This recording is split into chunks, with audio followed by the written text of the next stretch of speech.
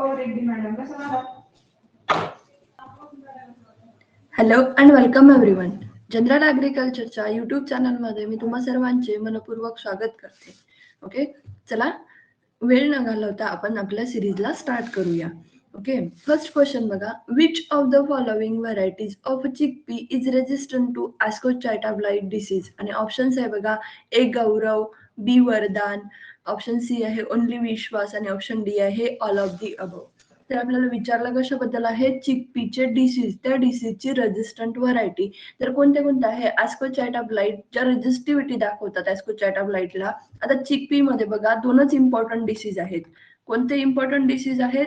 सगळ्यात main important आहे first wilt and second ascochyta blight. Okay, ह्यामध्ये विल्ट जो आहे हा सगळ्यात मोठा सिव्हिअर डॅमेज हा विल्टचा दिसून येतो. ओके, ॲस्कोचायटा ब्लाइटचा असतो पण विल्टच्या कंपॅरिझन मध्ये काय असतो, थोडा कमी असतो. ओके, त्याची रेजिस्टंट व्हरायटी आपल्याला विचारलेली आहे.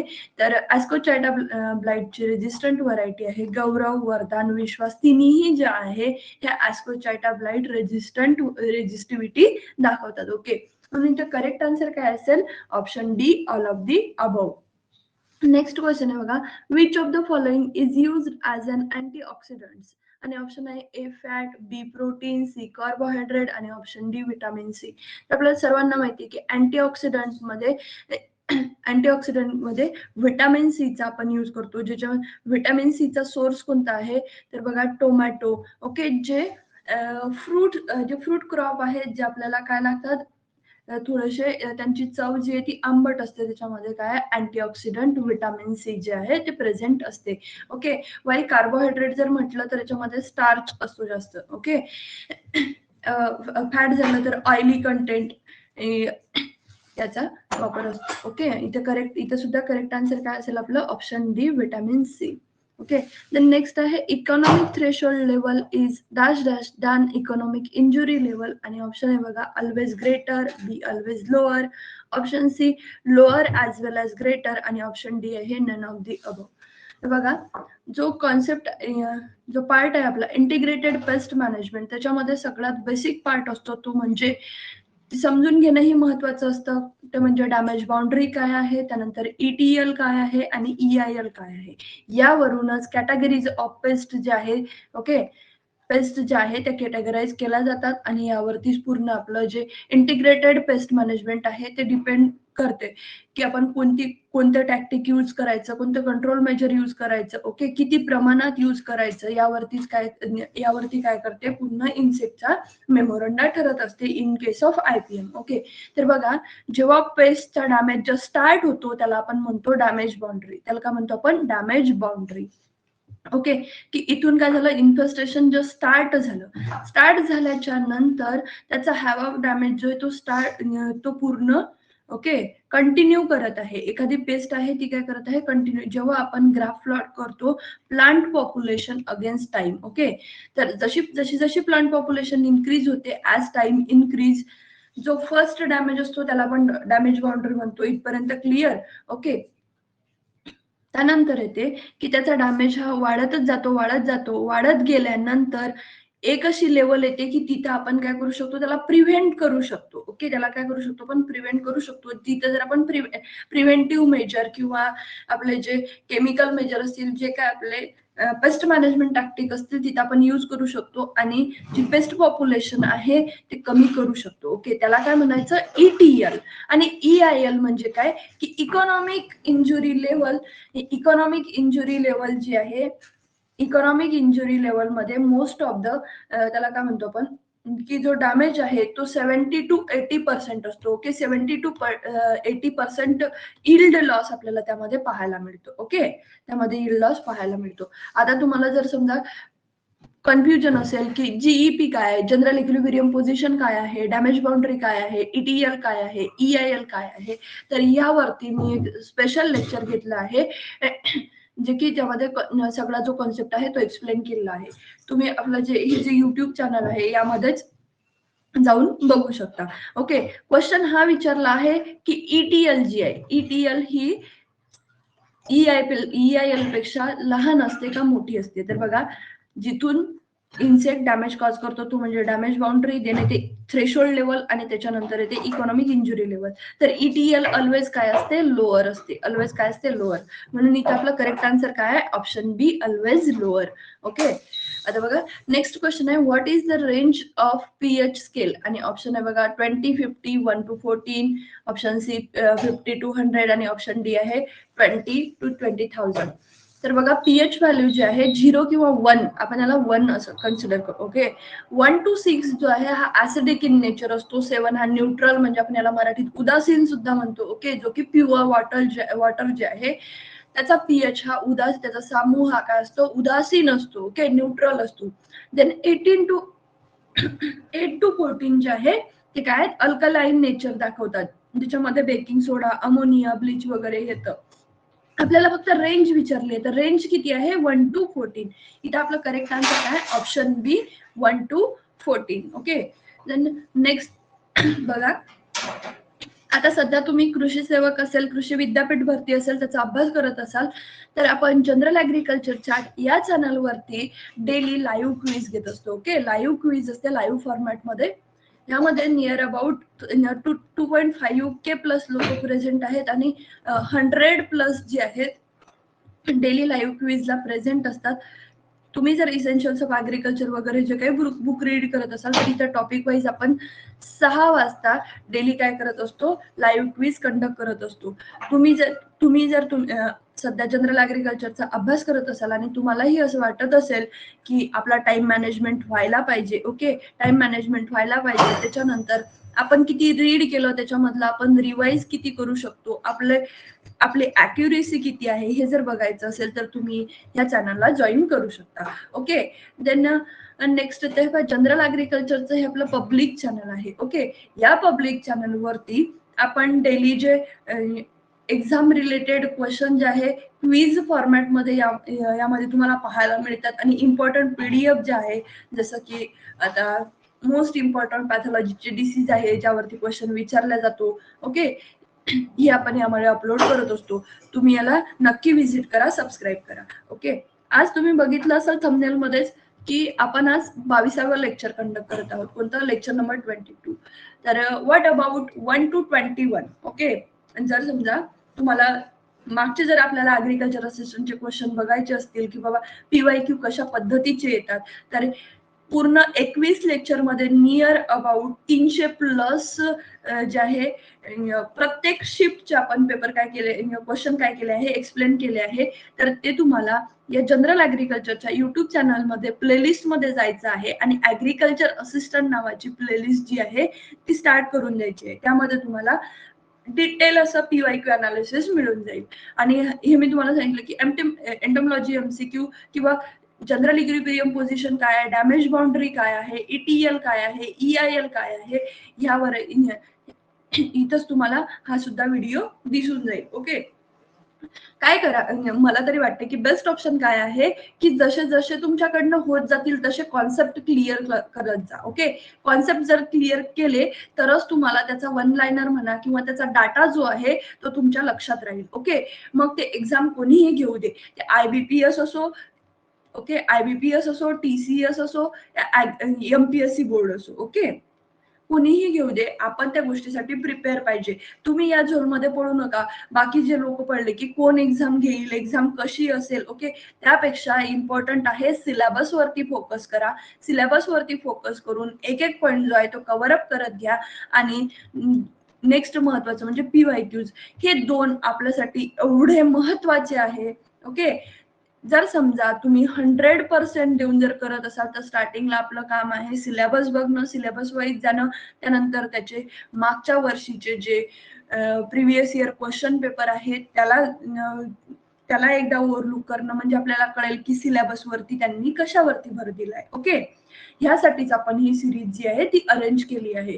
या वेळेस जी 26 आणि 28 नोव्हेंबरला जी एक्झाम झाली त्यामध्ये मला असे रिव्ह्यू आले की ह्यामधून म्हणजे आपली जी ॲग्रिकल्चर असिस्टंटची सिरीज आहे आणि जे आपण अनालिसिस केलं होतं आणि सांगितलं होतं की बाबा यावरती म्हणजे एक आयडिया दिली होती की ह्यावरती प्लस प्लस किंवा मॅक्झिमम पेपर सेटर कसा पेपर आणखी हार्ड होण्यासाठी किंवा त्याची डिफिकल्टी लेवल इन्क्रीज करण्यासाठी कसा क्वेश्चन फ्रेम करू शकतो हे मी याच्यामध्ये एक्सप्लेन केलं आहे आणि एक्झॅक्टली तसंच पेपरमध्ये सुद्धा मुलांना दिसलेलं आहे. जे डॉक्टर पीडीकेवी अकोला अंतर्गत विद्यापीठ भरती झाली बघा प्रकल्पग्रस्तांची, त्यामध्ये याचा नक्कीच मुलांना फायदा झालेला आहे. ओके, चला क्वेश्चन कडे.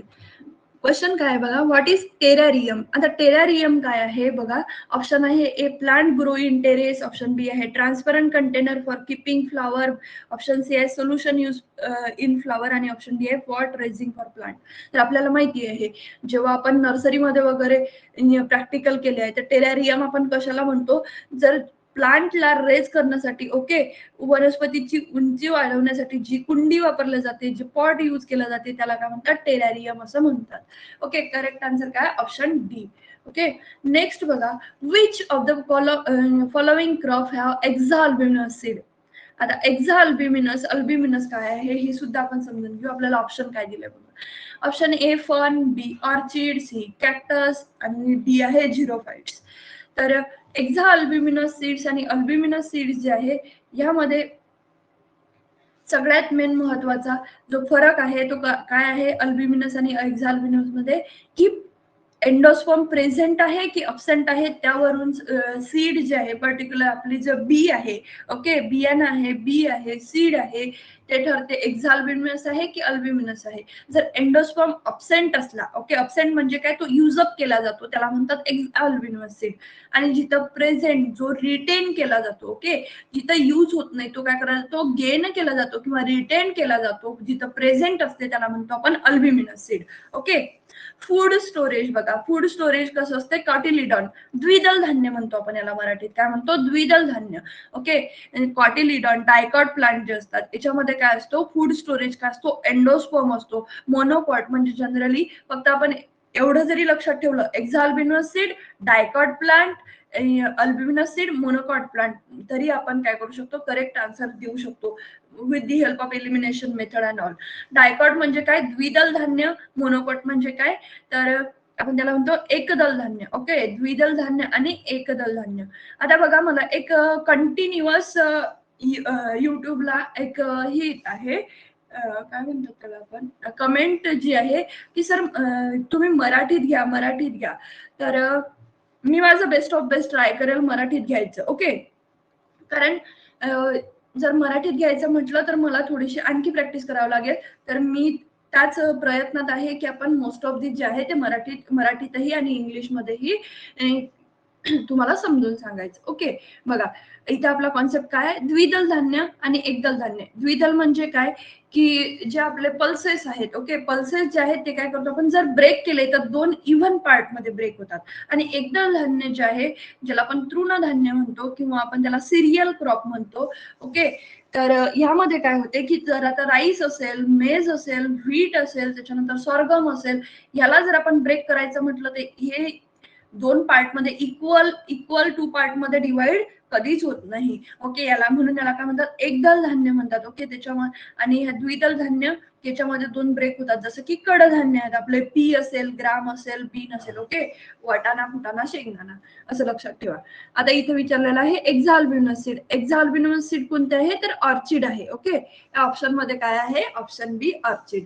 ओके, then नेक्स्ट क्वेश्चन आहे बघा, the available water holding capacity is maximum in, आणि ऑप्शन आहे बघा A clay loam soil, B sandy clay loam soil, option C silty clay loam soil आणि ऑप्शन डी आहे loam soil.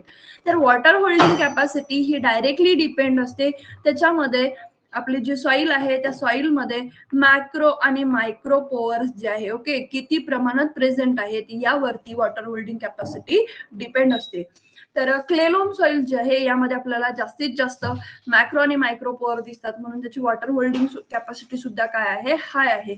यावरती सुद्धा आपण जे आपले PYQ अनालिसिस आहे यामध्ये डिटेल असं घेतलेलं म्हणजे clay loam soil, sandy clay loam soil याबद्दल आपण डिटेल असं एक्सप्लेन केलेलं आहे. म्हणून इथे करेक्ट आन्सर काय, option A clay loam soil. Second next question बघा, from which the following crop curcumin is extracted आणि ऑप्शन आहे बघा कुकुंबर, कॅप्सिकम, सी टर्मरिक आणि ऑप्शन डी आहे कॅश्यू ॲपल. आता बघा मी तुम्हाला एक सांगितलं होतं की कोणत्या गोष्टी लक्षात ठेवायच्या. तर फ्रूट क्रॉप कोणताही क्रॉप असू दे, क्रॉपचे आपल्याला बॉटनिकल नेम, त्याची फॅमिली, ओके, त्याची फॅमिली नंतर त्याची ओरिजिन, त्याचा chromosome number, improved varieties, okay, improved कोणत्या फक्त इम्प्रूव्ड व्हरायटी ज्याचं प्रोडक्शन खूप मोठ्या प्रमाणात घेतलं जाते, ओके.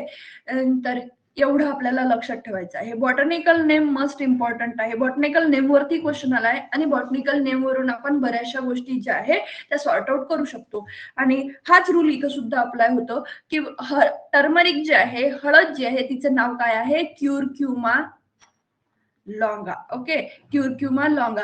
यावरूनच आपल्याला समजते या क्युरक्युमावरून की क्युरक्युमिन कशामध्ये असेल, हळद मध्ये असेल, ओके.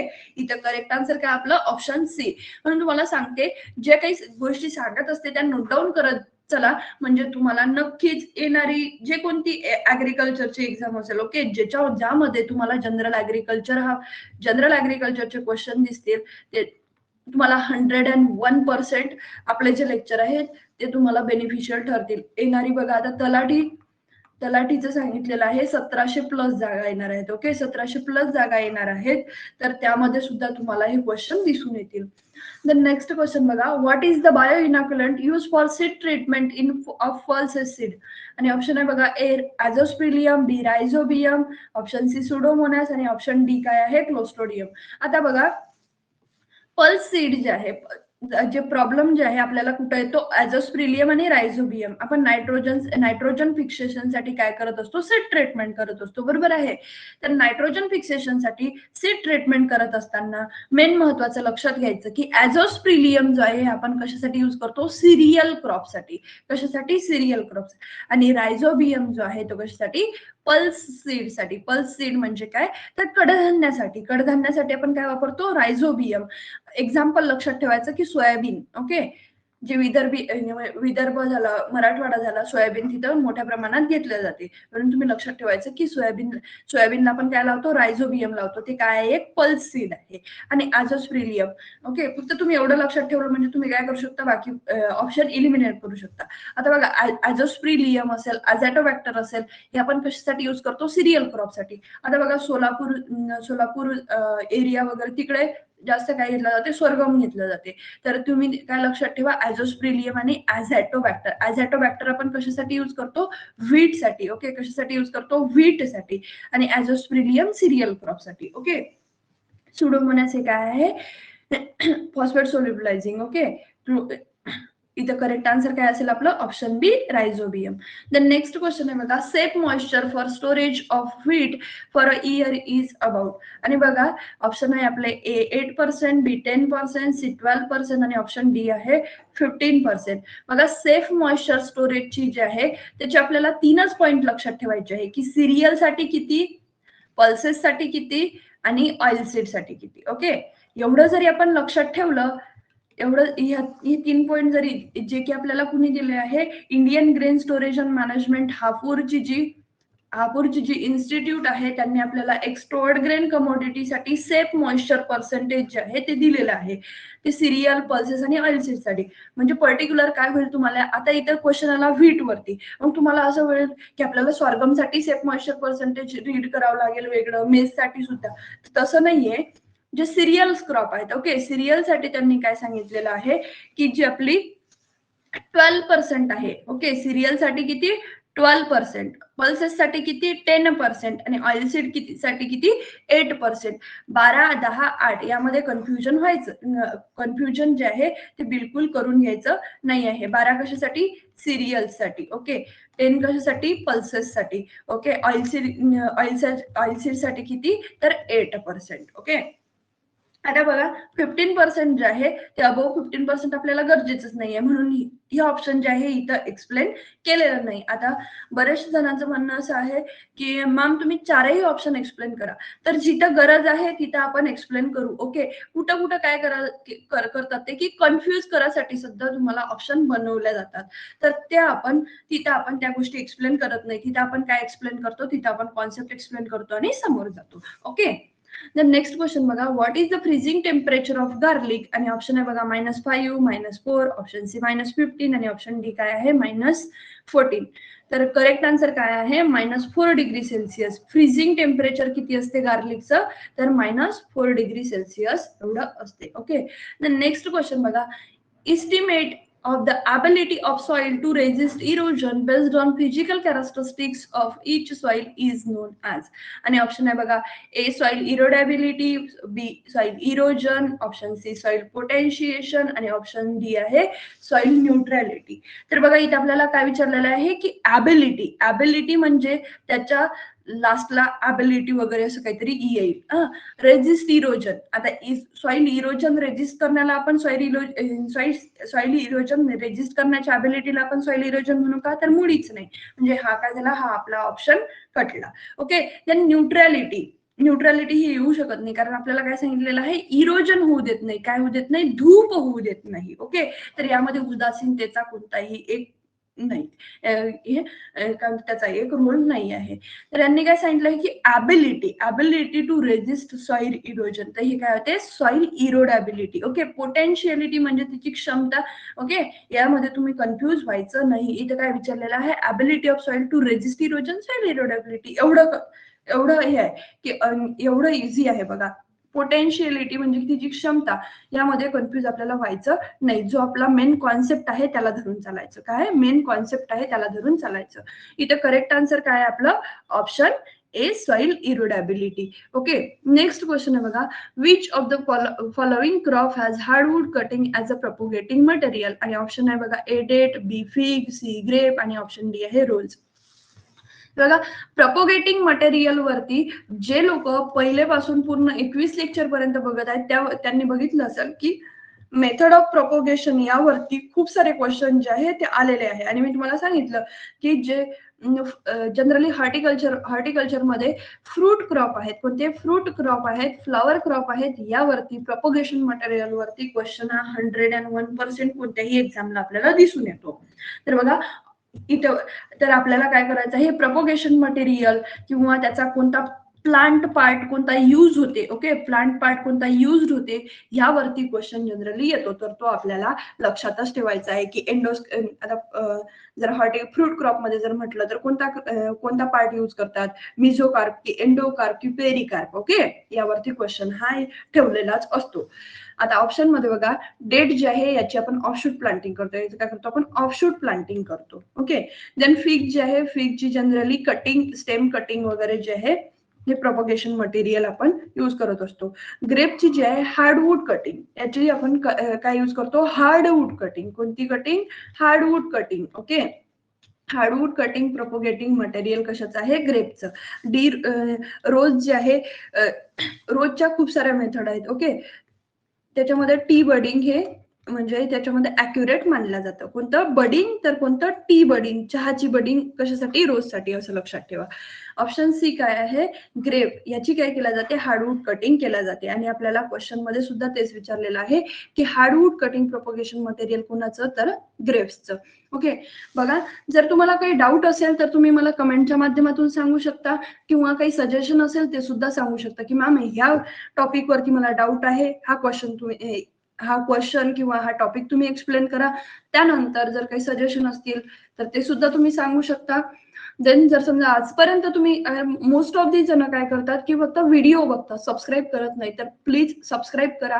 आणि एक मोटिवेशन म्हणून तुम्ही मला एक लाईक तर देऊ शकता, कारण 1 to 22 ह्यामध्ये नियर अबाउट 350+ क्वेश्चन जे आहेत ते एक्सप्लेन झाले असतील. ओके, आणि मी तुम्हाला दाखवून सुद्धा देईल की जो क्वेश्चन आपण एक्सप्लेन केला आहे ऍज इट इज तो आपल्याला पेपरमध्ये दिसला आहे. AFOच्या पेपरमध्ये तुम्हाला मोस्ट ऑफ दी क्वेश्चन जे आहे आपल्या सिरीज मधून दिसले. ओके, आणि सबस्क्राईब केल्यानंतर बेल आयकॉन दाबायला विसरू नका, कारण काय होते की आतापर्यंत आपण 22 लेक्चर घेतले, यानंतरही आपण कॉन्सेप्ट लक्षात, ओके, कॉन्सेप्च्युअल जे आहे ती सिरीज स्टार्ट करणार आहोत, तर त्याची नोटिफिकेशन तुम्हाला यायला पाहिजे. ओके, आणि don't forget to share with your friends. Okay, भेटूया नेक्स्ट व्हिडिओ मध्ये. तोपर्यंत आपलं जे मागचे लेक्चर आहे ते कंटिन्यू करा. Okay, thank you so much.